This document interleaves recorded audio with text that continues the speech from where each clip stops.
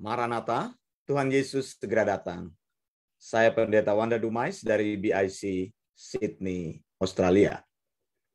Saudara yang dikasihi Tuhan, salah satu kebenaran penting yang ingin saya sampaikan kepada saudara hari ini adalah dari Wahyu pasal yang ke-20 ayat 1 sampai dengan ayat yang ke-6. Saya ingin membahas beberapa ayat penting, beberapa highlight dari Wahyu 20 ayat 1 sampai 6. Misalnya ayat 1 saya bacakan, lalu aku melihat seorang malaikat turun dari sorga, memegang anak kunci jurang maut dan suatu rantai besar di tangannya. Kemudian ayat 2, ia menangkap naga si ular tua itu, yaitu iblis dan Satan. Dan ia mengikatnya 1000 tahun lamanya. Lalu melemparkannya ke dalam jurang maut dan menutup jurang maut itu dan memeteraikannya di atasnya. Supaya ia jangan lagi menyesatkan bangsa-bangsa sebelum berakhir masa 1000 tahun itu. Kemudian daripada itu ia akan dilepaskan untuk sedikit waktu lamanya. Saudara yang dikasihi Tuhan, Yohanes mendapat sebuah penglihatan, terjadi sebuah peristiwa, ada malaikat turun dari sorga dengan memegang anak kunci jurang maut atau Abison.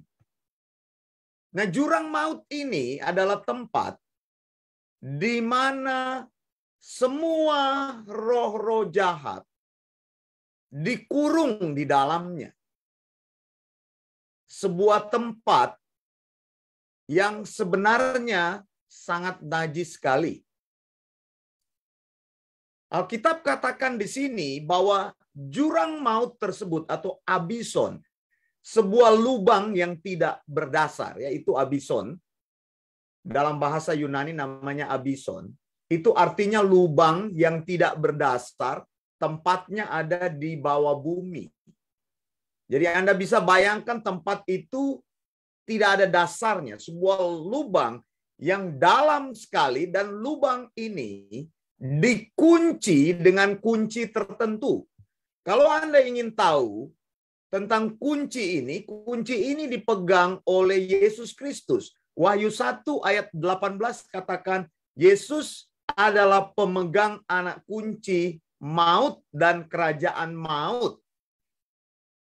Jadi orang yang mengalami maut, orang yang berada di luar Kristus, ketika mereka mati, tubuhnya itu dikubur di dalam kuburan, tubuhnya masuk di dalam tanah, tetapi rohnya itu dikurung di tempat yang bernama Abison atau jurang maut. Nah, saudara yang dikasihi Tuhan, di sini malaikat tersebut diberikan oleh Tuhan. Jadi kuncinya tadinya saya katakan dipegang oleh Yesus sendiri, dipegang oleh Allah Tritunggal. Kemudian kunci tersebut diberikan kepada salah satu malaikat. Salah satu malaikat untuk membuka kunci dari jurang maut tersebut, pintu gerbang jurang maut tersebut. Tujuannya apa? Dikatakan supaya dia bisa menangkap naga atau iblis atau setan tersebut dan mengurungnya di dalam jurang maut tersebut selama 1000 tahun. Saudara yang dikasihi Tuhan, peristiwa ini akan terjadi. Tapi saya mau katakan peristiwa ini belum terjadi. Mengapa? Karena ketika peristiwa ini akan terjadi, maka iblis sebagai kepala dari semua kejahatan yang terjadi, sebagai semua perancang kejahatan yang terjadi. Dia diberikan kuasa untuk merancangkan kejahatan, kehancuran, kematian yang ada di muka bumi ini, mempengaruhi semua orang berdosa. Dikatakan dalam Wahyu 20 ayat 3, ketika dia dilemparkan ke dalam jurang maut, dan jurang maut itu ditutup, kemudian dimeteraikan, disil, ditutup dengan rapat, dimeterai. Jadi ada sebuah meterai khusus yang ditutup di dalamnya supaya dia tidak bisa keluar dari situ. Berapa lama? 1000 tahun lamanya. Dan ketika dia dikurung selama 1000 tahun di tempat itu, dia tidak bisa menyesatkan bangsa-bangsa. Dia tidak bisa keluar untuk melakukan pekerjaannya. Dia tidak bisa keluar untuk melakukan pekerjaan-pekerjaan kejahatannya, mempengaruhi manusia, membawa kematian, membawa kekacauan, membawa segala sesuatu yang bertentangan dengan firman Tuhan.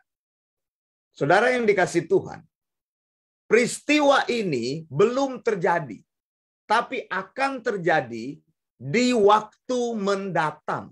Dan saya mau katakan bahwa peristiwa ini adalah peristiwa yang literal, adalah peristiwa yang akan terjadi secara nyata. Jadi Wahyu 20 ini ayat 1 sampai dengan ayat ketiga tidak berbicara tentang hal simbolis, tidak berbicara tentang alegoris, tentang sesuatu yang kita perlu cari arti rohaninya, tetapi berbicara tentang peristiwa yang sebenarnya. Saya percaya bahwa ada waktunya malaikat Tuhan akan turun dari surga dengan memegang anak kunci jurang maut atau lubang jurang maut dan memegang rantai besar di tangannya untuk menangkap naga atau ular tua atau iblis itu dan mengikatnya 1000 tahun lamanya. Saudara yang dikasihi Tuhan, kata 1000 tahun itu adalah kata yang sangat penting. 1000 tahun itu namanya milenium. Nah, saudara yang dikasihi Tuhan, itu bahasa Latin ya, milenium. Ya, mile itu adalah 1000 dan annum itu adalah tahun. Jadi 1000 tahun dalam bahasa Latinnya itu adalah milenium. Saudara, kalau kita baca di sini, setelah iblis diikat selama 1000 tahun, kita akan membaca dalam Wahyu 20 ayat yang selanjutnya. Misalnya ayat 4, lalu aku melihat tahta-tahta dan orang-orang yang duduk di atasnya dan kepada mereka diserahkan kuasa untuk menghakimi. Aku juga melihat jiwa-jiwa mereka yang telah dipenggal kepalanya karena kesaksian tentang Yesus dan karena firman Allah, yang tidak menyembah binatang itu dan patungnya, dan yang tidak juga menerima tandanya pada dahi dan tangan mereka. Mereka hidup kembali dan memerintah sebagai raja bersama-sama dengan Kristus untuk masa 1000 tahun. Nah, saudara yang dikasihi Tuhan, jadi ada sebuah sequence di sini. Yaitu iblis akan diikat. Ya, jadi iblis akan ditangkap. Ya, urutannya saya kasih tahu di sini. Iblis akan ditangkap, kemudian iblis akan diikat, kemudian iblis akan dilemparkan ke dalam jurang maut. Jurang maut tersebut akan ditutup, lalu dimeteraikan. Bukan hanya ditutup, tapi dimeteraikan. Sesuatu yang dimeteraikan itu tidak akan mungkin lagi terbuka apabila Allah tidak membukanya. Jadi meterai ini bicara tentang sebuah kuasa yang khusus yang akan menutup sama sekali sehingga tidak ada peluang dia untuk keluar. Nah, dikatakan waktunya itu terjadi selama 1000 tahun. Nah, setelah iblis diikat, ditawan di dalam jurang maut, tempat di mana sebenarnya roh-roh jahat itu ada di situ, itu kemudian dikatakan maka terjadilah sebuah masa di mana Kristus akan mendirikan kerajaan 1000 tahun. Saudara, ada dua peristiwa di sini yang mau saya sebutkan, belum terjadi. Iblis diikat dan dimasukkan ke dalam lubang jurang maut tersebut selama 1000 tahun belum terjadi. Kemudian Kristus mendirikan kerajaan 1000 tahun selama masa 1000 tahun. Maksud saya kerajaan, namanya kerajaan 1000 tahun, Messianic Kingdom, yang juga durasinya itu berlangsung selama 1000 tahun atau milenium. Itu belum terjadi. Saya ulangi sekali lagi untuk memberikan penjelasan kepada saudara. Bahwa iblis akan ditawan selama 1000 tahun. Dan Kristus akan memerintah kerajaannya Messianic Kingdom selama 1000 tahun. Jadi saya akan perlihatkan di sini kepada saudara grafik ini supaya saudara bisa melihat.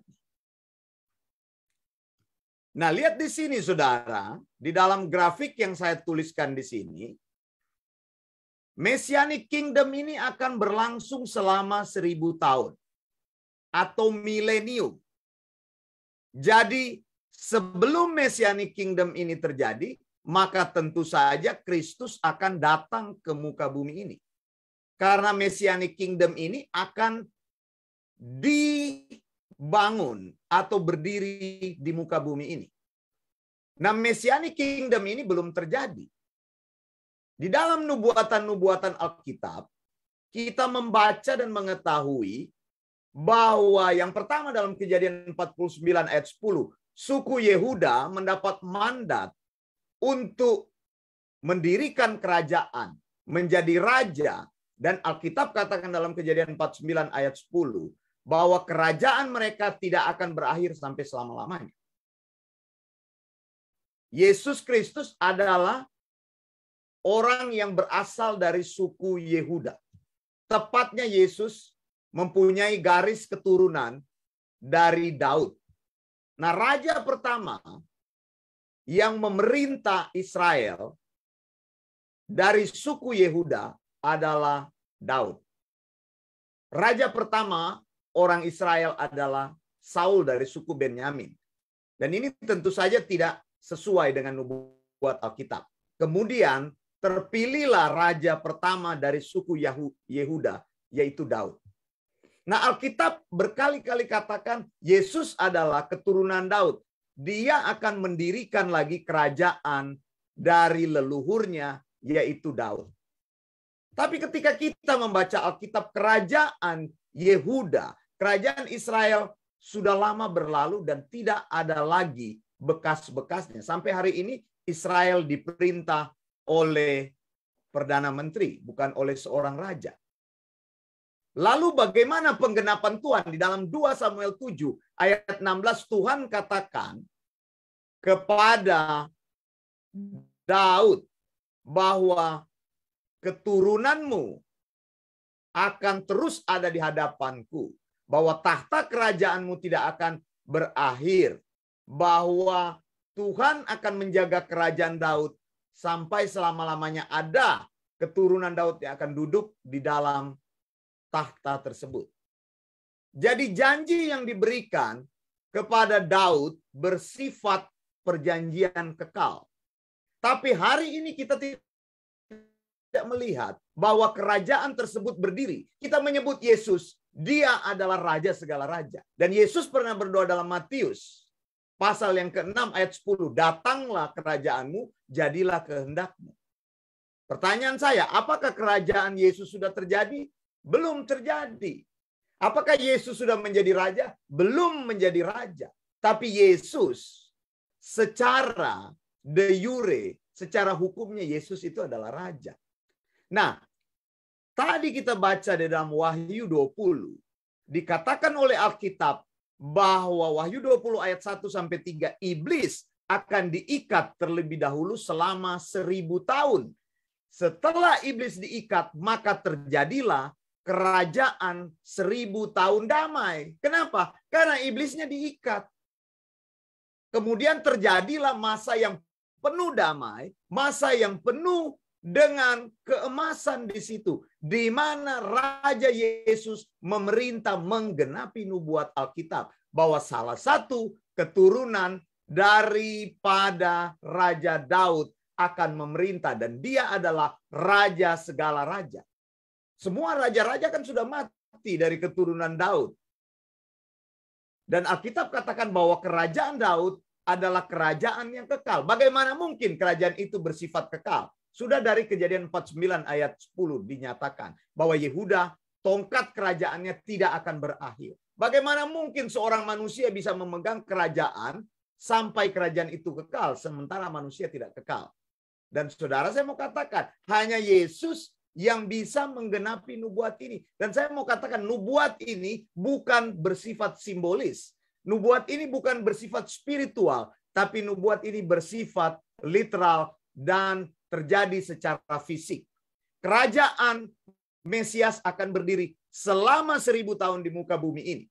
Ingat baik-baik, saudara, bahwa kita hidup menurut tahun Yahudi sekarang 5782. Saya ulangi, tahun Yahudi 5782. Kalau kita menggunakan nubuatan manusia, angka manusia itu adalah angka 6. Maka bumi ini menurut saya hanya akan berumur sampai 6000 tahun. Kenapa? Karena 1000 tahun yang terakhir, ya, 6000 tambah 1000 itu 7000. Tahun ke-7 itu adalah tahun Sabat atau Shemitah cycle, di mana terjadi istirahat. Nah, ini sudah cocok ini. Jadi 6000 menunjuk kepada usia bumi ini, kemudian 1000 tahun terakhir adalah 1000 tahun di mana terjadi Sabat. Terjadi tahun di mana kejahatan tidak ada lagi, di mana Yesus memerintah di situ dan kerajaan Mesias ditegakkan. Karena itu Yesus datang di sini itu adalah kalau kita mau katakan berdasarkan pengajaran premilenialisme, yaitu Yesus datang, kedatangan Yesus yang kedua mendahului pendirian kerajaan 1000 tahun. Jadi iblis harus diikat dulu, baru Yesus mendirikan kerajaan 1000 tahun. Saudara yang dikasih Tuhan, kemudian Alkitab katakan, jadi di sini sudah saudara ya, kalau engkau berminat mempelajari kitab Wahyu, engkau bisa datang di Eleos Theological School. Saya akan bahas berkaitan dengan rapture. Di sini ada rapture berkaitan dengan tribulasi, masa kesusahan terbagi 3,5 tahun pertama, 3,5 tahun kedua. Masa ini total waktunya 7 tahun. Kenapa 7 tahun? Itu ada di dalam nubuatan Daniel. Minggu terakhir Daniel. Yaitu Daniel bermimpi dan mengalami sebuah penglihatan bahwa selama 70 tahun, 70 minggu atau 70 tahun itu, weeks itu, akan digenapi dan kita sudah berada di dalam masa ke-69 week. Kita tinggal menunggu minggu yang terakhir. Minggu terakhir ini adalah 7 tahun yang terakhir. Tapi saya akan bahas itu dalam kesempatan berikutnya apabila Anda mengikuti kelas eksegesis kitab Wahyu. Saudara, saya teruskan lagi, saudara. Jadi, di sini dikatakan bahwa iblis akan diikat, itu adalah peristiwa yang nyata, peristiwa yang literal. Apakah ini sudah terjadi?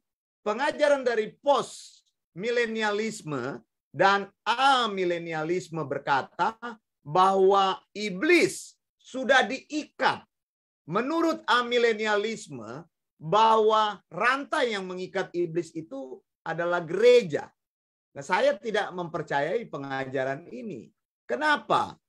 Karena sampai hari ini kejahatan masih banyak terjadi. Kita melihat kesulitan, kita melihat masih banyak terjadi kekacauan di dunia ini. Siapa yang menyebabkannya? Ya iblis. Ada perang. Sampai hari ini kita berhadapan dengan perang. Isu-isu tentang perang. Kita berhadapan dengan penyakit. Kita berhadapan dengan kesulitan. Kita berhadapan dengan kejahatan, pembunuhan, dan sebagainya. Ini pekerjaan yang terjadi di balik pekerjaan di mana Satan adalah penyebab semuanya.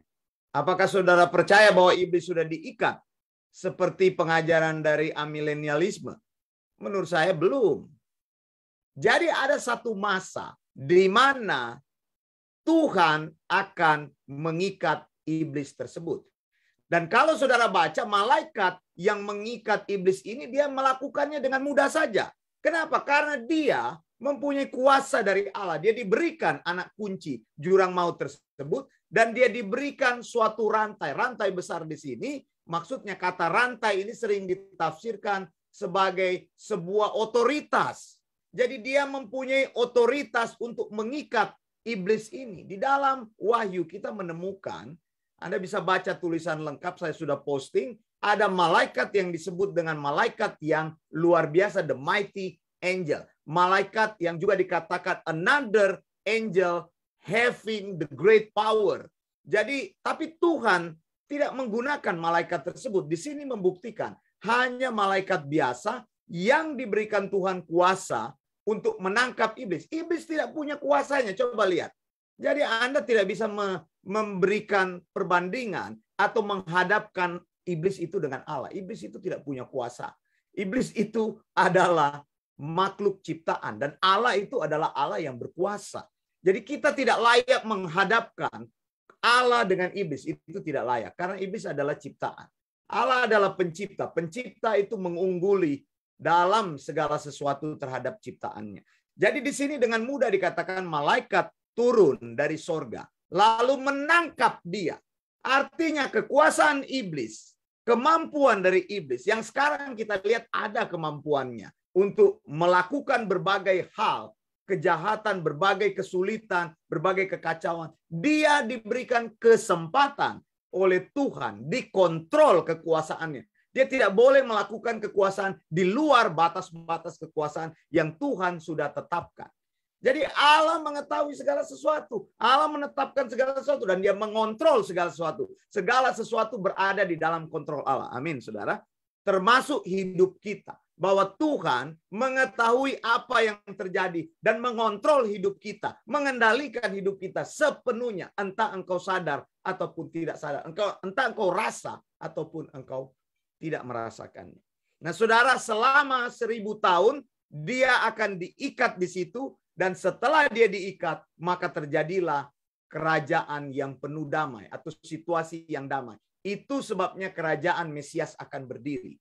Murid-murid Tuhan bertanya ketika Yesus hampir terangkat ke surga.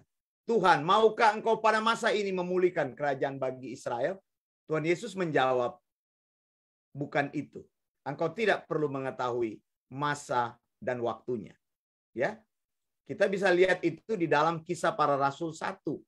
Jadi pengharapan tentang kerajaan itu adalah pengharapan bagi orang Israel. Eskatologi orang Israel. Orang Israel menantikan kerajaan Mesias berdiri. Orang Israel menantikan kerajaan Israel akan berdiri kembali di bawah raja dari keturunan Daud. Karena mereka tahu nubuatan tersebut. Jadi saudara, saya mau katakan, peristiwa ini belum terjadi. Akan terjadi di waktu yang akan datang. Tentu saja dari grafik yang saya jelaskan tadi, maka akan terjadi dulu pengangkatan, akan terjadi dulu rapture. Ya, kita lihat di situ, rapture adalah Yesus Kristus datang pada tahap pertama, tidak menyentuh bumi, Yesus datang untuk gerejanya. Setelah rapture terjadi, maka terjadi masa tribulasi selama 7 tahun. Nah, di ujung masa tribulasi itu, di akhir masa tribulasi, Yesus Kristus akan datang bersama dengan orang percaya. Kemudian pada saat itu terjadi kebangkitan. Nah, ini saya tidak akan sempat lagi membahasnya. Kita akan bahas dalam kesempatan berikut. Kebangkitan yang pertama. Lalu terjadi kebangkitan yang pertama, kemudian di situ Kristus bersama-sama dengan orang percaya, kemudian Kristus mendirikan kerajaan 1000 tahun. Nah, janji kerajaan 1000 tahun ini adalah janji yang luar biasa. Apakah engkau dan saya akan memasukinya, memerintah bersama dia sebagai raja untuk menegakkan pemerintahan dan kerajaannya di bumi ini? Ini pertanyaannya bagi kita semua. Saya Pendeta Wanda Dumais dari BIC Sydney, Australia, dan Eleos Theological School. Maranatha, Tuhan Yesus segera datang. Blessings.